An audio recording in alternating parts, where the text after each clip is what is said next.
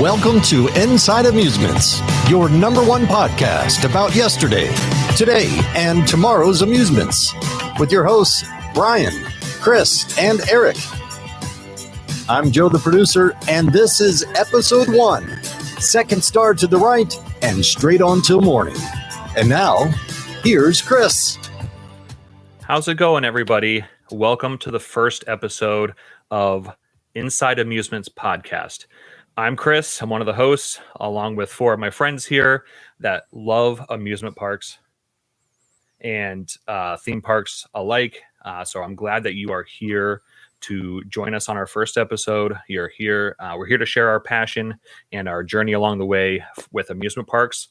A little bit about myself is, once again, I'm Chris from Columbus, Ohio. I have 2 home parks, if you can imagine that: Cedar Point, Kings Island. So that's really awesome. And we're going to get to learn what, all of our passions. So I'm glad that you're here. Some more about me. Maverick is my number one. Don't let anybody tell you that it's any less of a roller coaster than Steel Vengeance at Cedar Point. So just remember that and don't hate me for it. But yeah, I've been going to theme parks my entire life, ever since, I think 1994 is when I started to go to Kings Island with my parents. So it's been a big part of my life, and I'm glad to be a part of this, to share all my experiences and anything new that we do along the way. I also have my own channel as well, Coaster Conquest. So if you don't know about that, find me on all your socials. You can also find this podcast on all your socials as well.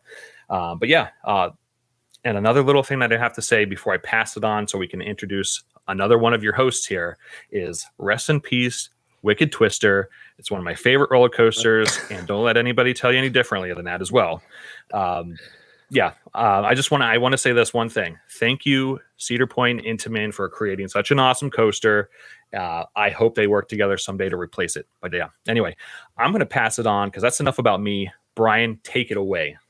Thanks, Chris, for the pass over there. My name's Brian Lamb. I'm from the Northern Kentucky area, just south of Cincinnati, Ohio. I'm a web developer and part-time photographer. I've been going to amusement parks as long as I can remember. Probably 1977 is the earliest I can remember going to Kings Island with my family. Kind of grew up at that park, seen it change over the years. It's my favorite park of all time. The Racer is my number one coaster. I don't care what anybody says. It doesn't have to be the highest, the fastest, the longest. The Racer was literally my first coaster. That's how much of a thrill devil I was as a child. I wanted to ride that before I rode Scooby-Doo, the kiddie coaster at Kings Island. So I remember riding the Racer on my dad's lap, and my sister next to us. That's when they would actually allow a child to ride in an adult's lap with the old buzz bars. That's going back some years. But yeah, I mean, I fell in love with the park back then, still in love with it. Try to get out to other parks when I can. One of these days I'm going to hit up all the Cedar Fair parks and hit a lot more parks. But, I've been to Disney. It's been years, been a couple other parks. But I really enjoy, talking about amusement parks. A lot of history. I love exploring park history and stuff like that. So it's kind of a fun thing to do. Some of my other activities I like to do, of course, is photography. You might have seen a lot of my amusement park photography on Instagram and such under Brian Lamb Photo. I do a lot of 3D printing, graphic arts design. I enjoy engineering, so I love to see how things are built, especially roller coasters. I just have a passion for building things and seeing how things, work. And I love the beauty and artistry of roller coasters, especially wooden roller coasters. There's just a lot of things I like to do. I'm glad I'm a part of this podcast with you guys. I feel, we all have a little bit of ourselves to bring towards us and share news with everybody and, kind of share stories and such, with our audience. But yeah, I mean that's about it on me. I really don't have too much, but I will go ahead and hand it over to Eric. Hey, thanks, Brian. Like you said, my name's Eric. I'm born and raised here in Cincinnati, Ohio. A little bit about me, as you can maybe tell, I am a huge reader. So I have a big passion for books. I also have a passion for just kind of collecting little things. So you can kind of see if you're actually tuning in and watching this and not just listening to it, I've got all these little knickknacks around my office, and really it's all just about collecting memories. And that's kind of why I'm really excited about, joining Joe, Chris, and Brian on this podcast to just kind of share our memories about amusement parks and theme parks, and then learn from each other as well. So picking up different things and hoping along the way that we get to experience some different theme parks and rides and attractions and all that good stuff. Kind of my background is I'm in sales. So I love connecting with people. I love learning from people. So not only am I excited to learn from these guys and be a part of this, but I'm also excited to learn from you, the listener. So we're hoping as we get going with this that you will send us suggestions, send us some questions, send us things that you're interested in, things that you're excited about.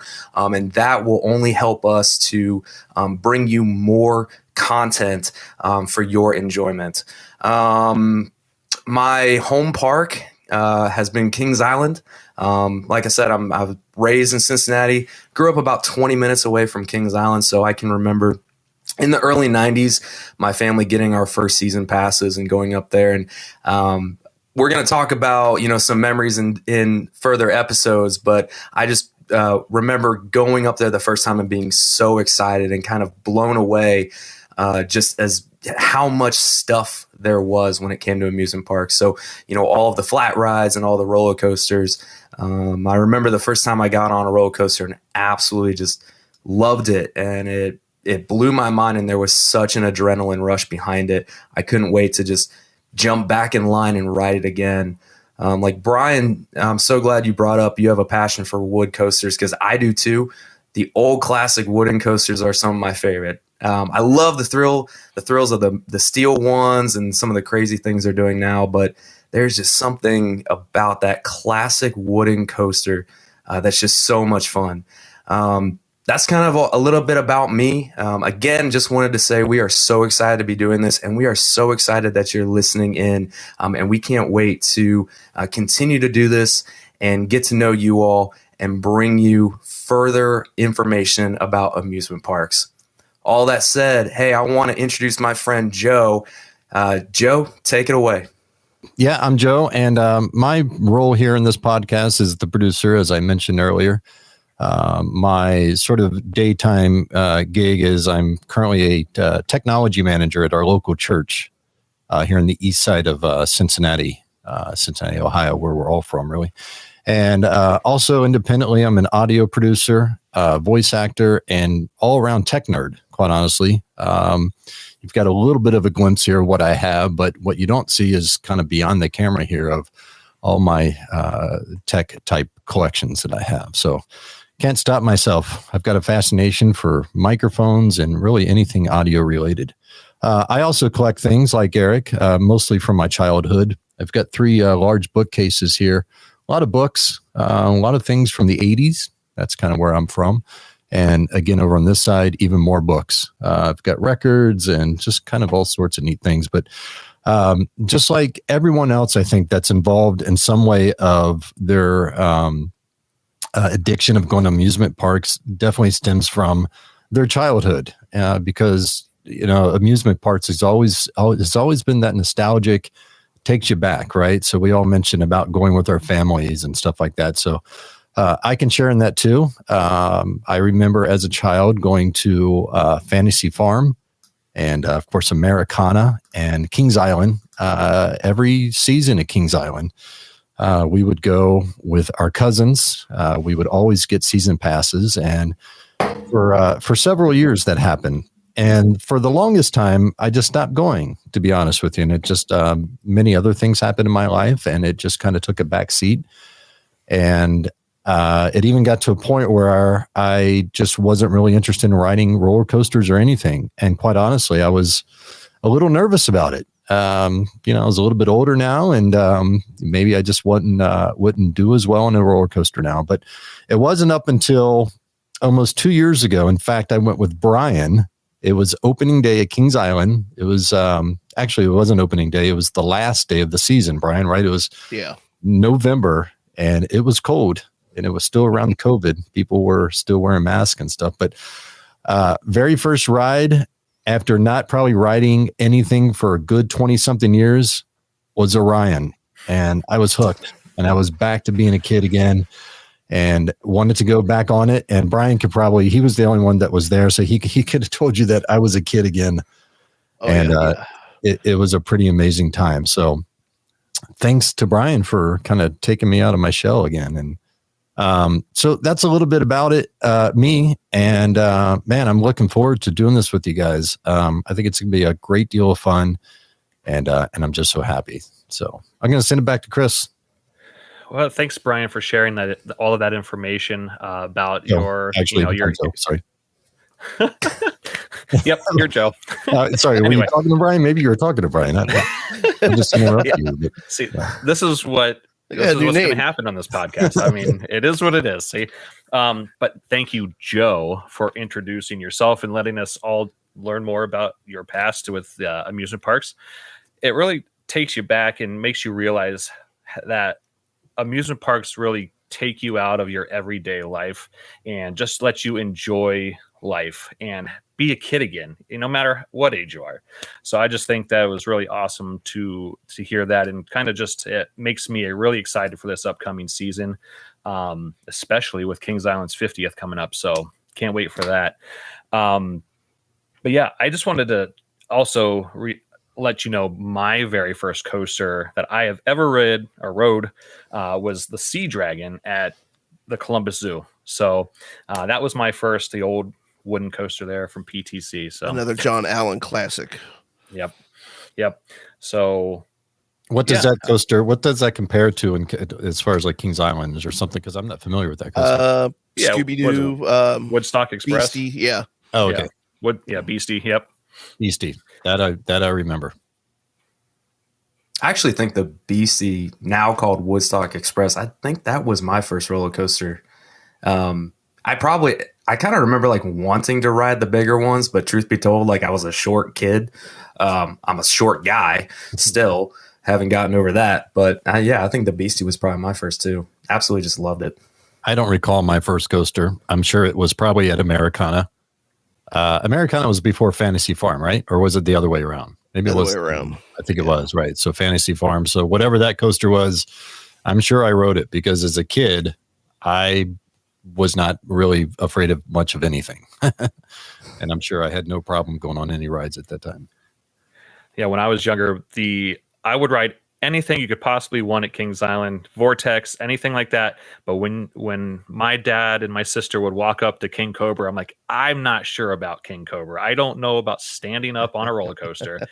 And I would be the one that would sit out for the longest time. And it took me forever to get on a stand-up roller coaster. And when I did, my first one was Mantis. So I would ride Mantis at Cedar Point, but not King Cobra. But I did ride King Cobra eventually, but yeah, that stand-up roller coaster is a whole different experience. I mean, I remember riding King Cobra when it first came out. I don't remember what year that was. I'm sure you guys probably do. It was 84. In 84? Yeah. And 84, really? Yeah, 84. Wow, okay. And I remember going with a friend of mine and going up the first hill. It stopped. I guess something happened. And of course, we were freaked out of our minds. And my buddy was able to shimmy his way out of the harness, was literally out of it, and making sure that everybody knew that he was able to get free on it. But they didn't stop it. It just kept on going. He quickly got back in. So yeah, that was fun. Yeah, that was a fun coaster. I remember my first time, I was just a little bit too short, and my dad stuffed paper towels at my shoes. I mean, I was literally not even a quarter of an inch too short. And he's like, no, he's like, you're going to ride it. I know you're done. Yeah. I know that's something you would have done for sure. And took a trip to the restroom and just bunch of paper towels, shoved them in my shoes. And so there sure you enough, go. I was tall enough. Yeah, I grew that quarter inch in less than 5 minutes. It was a miracle. But yeah, awesome. definitely miss that coasters. Actually have something. Yeah, I thought I had a piece of it here somewhere. Well, I have the nano coaster version, if that counts at all. That's one thing I collect is the nano coasters. Yeah. So Brian, so you have, so you and Chris both, you collect pieces of old retired coasters? I actually collect pieces of coasters. Rest in peace, Vortex. So what's that you're holding there for people who are listening? That is a piece of track from Vortex. Oh, wow. Please don't ask where I got it from, but yes, that is a piece of track from Vortex. That is not the official piece from the park, but when you're buying things like that, you have to be pretty careful, right? Because if you were to just to get it off of like eBay or something like that, you're not really sure if it's really right an original or something, right? Yeah, my stuff comes from secure connections that are trustworthy, but that's all we can say about that. Yeah. And like I said earlier with Wicked Twister, I just got a slice of that track, so I'm really excited about that. I can totally see where that would be a fascination of like getting these old relics of some of my these piece of Racer's railing that when it was actually blue. So that's very hard, and I'm praying that they repaint it red, white, and blue again for the 50th this year. So for those listening on our podcast platforms, you can go to our YouTube channel and you can get a sneak peek here of what we're talking about, because we are also posting this video as sort of a behind the scenes. Yeah, it's going to be exciting. Obviously, we're a podcast with a video, so hopefully, one of these days we'll be able to go live and stream with you as our guests, all chatting away, asking us questions and all sorts of things. So I'm excited for that too. We'll also have some additional content like on YouTube, like park visits, media day, reviews of new rides and stuff like that. And even some contests, trivia contests and stuff coming up. So, we'll be able to interact with our audience a lot better. And hopefully we can provide some great prizes for you guys that you'll enjoy. Yeah, we've really Chris, go ahead. I was just going to ask, Chris, you mentioned that you collect those nano coasters. How many do you have? I've got 2 so far. What do you got? I think I'm up to like 15. Dang. All right. Wow. And what I'm really excited about is I got the wooden cutout of the 4-foot tall Millennium Force hill in the drop in the station. So I'm really excited. So once I get my new studio, I'm at a temporary place right now, but once I get to my new studio, I hope to have Millennium Forces drop kind of right behind me here. So that's going to be really cool. Oh man, the spotlight and everything. Awesome. It'll be museum quality with the spotlight, glass around it and everything. The brick wall is going to go away. Is that what you're saying? No more brick wall? Yeah, I'm not sure about that. We'll see what happens with that. You have to repurpose that thing, put it in the bathroom or something. And if you can't tell for our listeners here, my favorite manufacturer may be Intamin. So I don't know. Brian, do you have a favorite manufacturer? My favorite manufacturer wood-wise would be Gravity Group. Voyage is my number one wood coaster. I love Voyage. Beast is a number 2, close to, but Voyage, I love Voyage. Steel wise, I would say probably Intamin's my favorite steel manufacturer. They seem to be a little bit more adventurous and just they like to try out new things. B&M's are fun, but I think they're a little too cautious. Man, I definitely need to hang out with you guys more because I don't know any of this stuff. Yeah, I remember. Go ahead. No, I'm learning. But every time you say Intimates, all I can think of is donuts. Is that what you're saying? Intamin, INTAIN. I mean, no disrespect. But they've made more than just coasters. The Eiffel Tower at Kings Island was built by Intamin. Yep. Drop tower. Yeah. Viking Fury was built by Intamin also. That is a favorite, Viking Fury. You know that, Brian. Every time we go, I gotta write it. Yeah. I'm immediately a kid again. Yeah. Tastes great. Less filling. We tried to do that, and so many people don't know what we're doing. Yeah, I think we're just getting old. It's It's not familiar to me, so I don't know what you're talking about.